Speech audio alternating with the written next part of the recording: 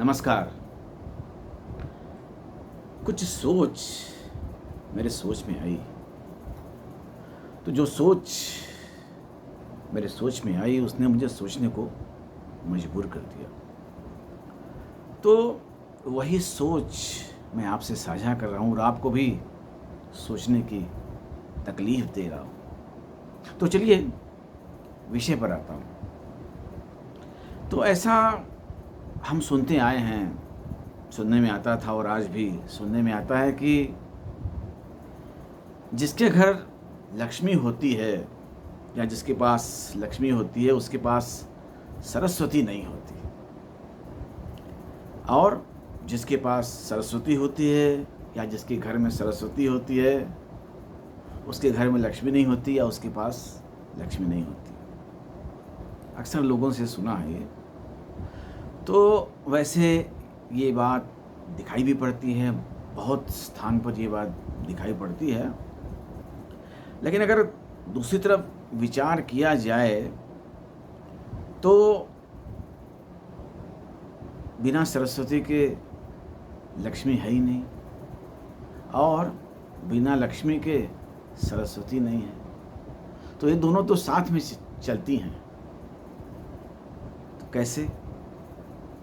तो भाई हम कोई भी काम करते हैं, तो जब कोई भी काम करते हैं तो हमारे पास कुछ हुनर है, कुछ कला है, कुछ गुण है। उसी गुण का इस्तेमाल करके हम लक्ष्मी को प्राप्त करते हैं।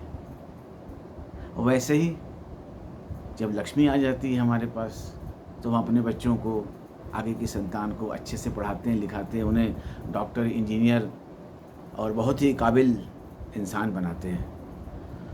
तो जब लक्ष्मी आई तो सरस्वती भी आ गई।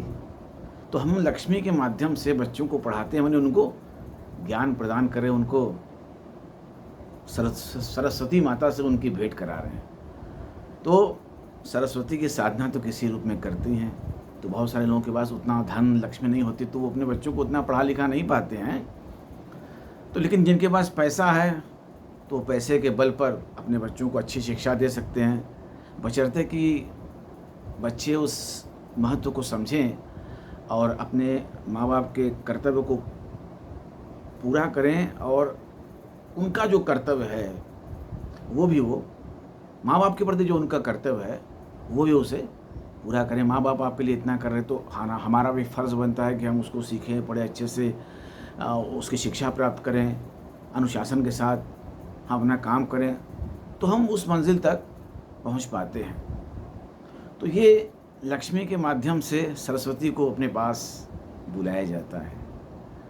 और जैसा कि मैं कह चुका हूँ कि सरस्वती है तभी लक्ष्मी आएगी, और लक्ष्मी है तभी सरस्वती आती है।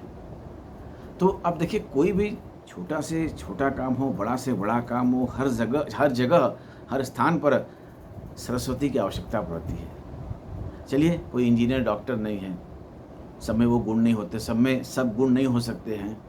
तो कुछ लोगों में कुछ अलग गुण होते हैं, कुछ में कुछ अलग गुण होते हैं। तो एक गुण भिन्नता है। तो एक इमारत बनाने वाला है, वो भले इंजीनियर, डॉक्टर नहीं, लेकिन उन्हें इमारत बनाता है। वो इमारत बनाने की जो कला है, गुण है, वो सब में नहीं हो सकती है। जो संगीतकार होता है उसका गुण अलग है, तो उसके साथ वो सरस्वती माता चल रही है। तो सरस्वती माता के तो अनेक रूप हैं, अनेक रूप में वो यहाँ इस धरती पर विद्यमान है और हमारे साथ रहती है। छोटा से छोटा भी काम कोई करता होगा तो वहाँ पर ज्ञान तो ही है, भले छोटा ज्ञान है, बड़ा ज्ञान है, लेकिन वो छोटा ज्ञान भी ऐसा है कि जो बड़े बड़े ज्ञानी हैं उनको भी नहीं पता है। बहुत बार ऐसा देखा गया कि जो छोटी छोटी चीज़ें लोग कर सकते हैं वो बड़े बड़े लोग नहीं कर सकते हैं, और जो बड़े बड़े लोग कर सकते हैं वो छोटे लोग नहीं कर सकते। तो कहने का अभिप्राय ये था कि सरस्वती और लक्ष्मी का तो संबंध है, साथ का है, वो अटूट है। यही कहना था मुझे। धन्यवाद।